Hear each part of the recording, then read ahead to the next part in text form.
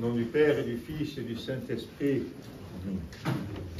chers frères et sœurs en Christ, en ce deuxième dimanche de Carême, nous avons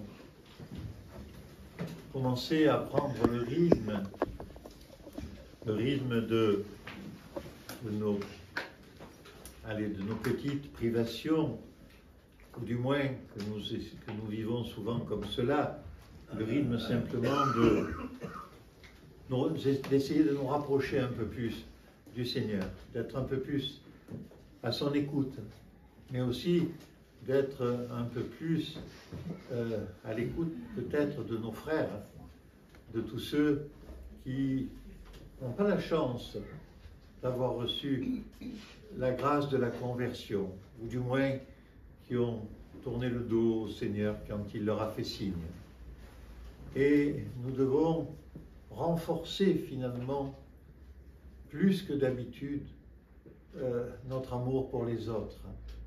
Notre chemin de carême, c'est en particulier cela. On dit souvent, je vous l'ai déjà dit à de nombreuses occasions, pendant le carême, c'est pas ce qui rentre dans la bouche qui est important, c'est ce qui en sort. Et chaque fois que ce qui sortira de notre bouche, c'est le message de l'Évangile, notre amour pour l'autre, nous faisons un bon carême. Et tant pis si nous avons pris un verre de vin ou un peu d'huile. Vraiment. Alors pardonnez-moi, ne répétez pas ça, surtout pas à mon évêque. Mais la réalité est celle-là. Notre carême, notre chemin de carême, ce n'est pas une observance bête de principes qui ont été arrêtés comme ça. C'est notre vie où nous témoignons de la présence du Christ. Et vous savez, vous avez écouté ces deux évangiles. Alors pourquoi deux évangiles?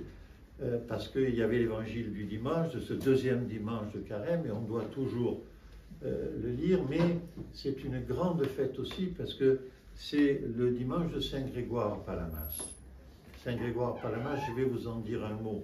Mais dans le premier évangile que nous avons lu, cette personne qui est sur son grabat, et vous avez entendu, j'ai fait un lapsus, j'ai dit gravat à un moment donné. Vous savez, le gravat, ce sont les ruines qui sont par terre. Mais je pense que c'est là-dessus qu'il était couché dans la réalité. Parce que quand nous sommes couchés dans la douleur. Nous sommes couchés parce que nous ne pouvons pas faire autrement. Et puis, qu'est-ce qui se passe quand même? Le Seigneur voit la foi qui anime cet homme. Et puis, il a envie de faire taire les langues qui parlent mal, qui pensent mal, les esprits qui pensent mal. Et pourquoi? Il entend ce que pensent les gens. Ce que nous pensons parfois, frères et sœurs. Enfin, ce que je pense parfois, moi, dans peut-être ma simplicité, et puis le côté où c'est ma nature humaine qui prend le dessus. Mais qu'est-ce qu'il fait celui-là? Il va guérir les gens, mais pour qui il se prend? Seul Dieu peut pardonner les péchés, et puis nous entendons la réponse du Seigneur. Qu'est-ce qui est le plus difficile? De remettre debout quelqu'un qui est dans la souffrance. Et nous avons dans cet évangile la compréhension de ce qu'est la guérison de notre âme véritablement, parce que la guérison de notre âme, elle guérit notre corps aussi.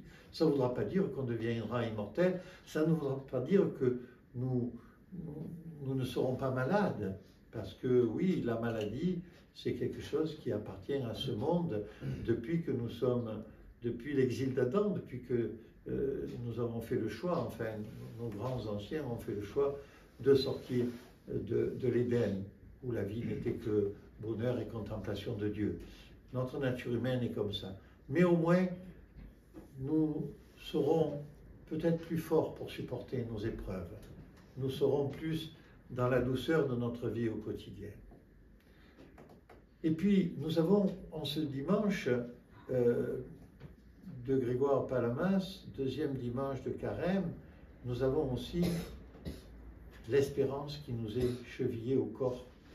Vous savez, c'est lui Alors, Grégoire Palamas, pour ceux qui ne le repèrent pas bien, nous sommes à cheval sur le XIIIe et XIVe siècle. Il est né tout à fait à la fin du XIIIe, il n'a pas vécu très vieux. C'était un grand spirituel, un grand philosophe, c'était un grand saint. Alors, il n'y a rien qui le concerne dans les Écritures d'aujourd'hui, puisque le deuxième évangile que nous avons lu, ben, il se lit à plusieurs reprises pour des grands saints, hein, l'histoire de je suis le berger et le troupeau et les brebis dont on prend soin, et c'est vrai qu'il en a pris soin, et simplement on ne parle pas plus de lui, où il n'y a pas quelque chose de très spécifique, puisque cet évangile on le lit pour plusieurs grands saints, pourquoi? Parce que ben, le cadre et l'organisation de l'Église étaient déjà codifiés par les anciens, hein, au XIIIe, XIVe siècle, c'était codifié. Et par contre, pour ce qu'il a apporté, on tenait à marquer que ce dimanche est tout à fait particulier. Et qu'est-ce qu'il nous a dit? Il nous a dit, entre autres choses, enfin deux choses. Pardonnez-moi, je suis extrêmement simplifiant là, mais Dieu a créé l'homme pour que l'homme devienne Dieu. Et toute l'œuvre de Grégoire Palamas sera de parler de la déification de l'homme. Alors, l'homme sera déifié non pas parce qu'il va atteindre l'essence divine. L'essence divine, elle appartient à Dieu et nous ne pourrons jamais les uns les autres véritablement la posséder, mais nous allons pouvoir posséder ce qu'il appelle les énergies divines. Et ces énergies divines, il dit d'ailleurs que c'est très difficile à expliquer dans plusieurs de ses ouvrages, il en a écrit beaucoup, mais ces énergies divines, nous en faisons, nous les vivons, nous en faisons l'expérience, et c'est là que nous savons ce que c'est véritablement. Alors bien sûr, c'est une discussion, c'est une preuve qui est un peu, qui se donne et qui s'offre à des gens de foi, parce que effectivement, et scientifiquement, là, comment vous expliquez ça? Mais la réalité, nous la connaissons. Nous avons tous, à un moment donné, éprouvé un sentiment au fond de nous d'une paix profonde soudaine, d'une difficulté que nous avions et qui a été réglée d'une façon mystérieuse, d'un état de, vous voyez, d'un état de sérénité et de paix intérieure vis-à-vis de nos proches, vis-à-vis de notre épouse, de nos époux, d'amis, etc. Et ces énergies divines, c'est à ce moment-là qu'on les croise, qu'on les voit, qu'on les respire. Et tout particulièrement d'ailleurs, quand nous sommes en train de prier lors de la divine liturgie dominicale, où on se dit, parfois en sortant, j'ai eu l'impression que pendant quelques minutes, j'étais plus vraiment là, j'étais dans autre chose. Et cette autre chose, c'est la présence de Dieu. Alors, frères et sœurs en Christ, je ne vais pas faire plus long, les offices sont longs, tout particulièrement pendant ces liturgies de Saint Basile le Grand, archevêque de Césarée, mais profitez de ces liturgies, profitez de ce temps particulier de carême pour décoller un peu les pieds du sol, de la boue dans laquelle nous marchons, pour essayer de nous élever un peu plus en esprit et par notre intellect, pour nous rapprocher un peu plus du Père et pour être plus présents à lui. Et nous le ferons, pas parce que nous sommes meilleurs que les autres, simplement parce que nous chantons la gloire du Père, du Fils et du Saint-Esprit.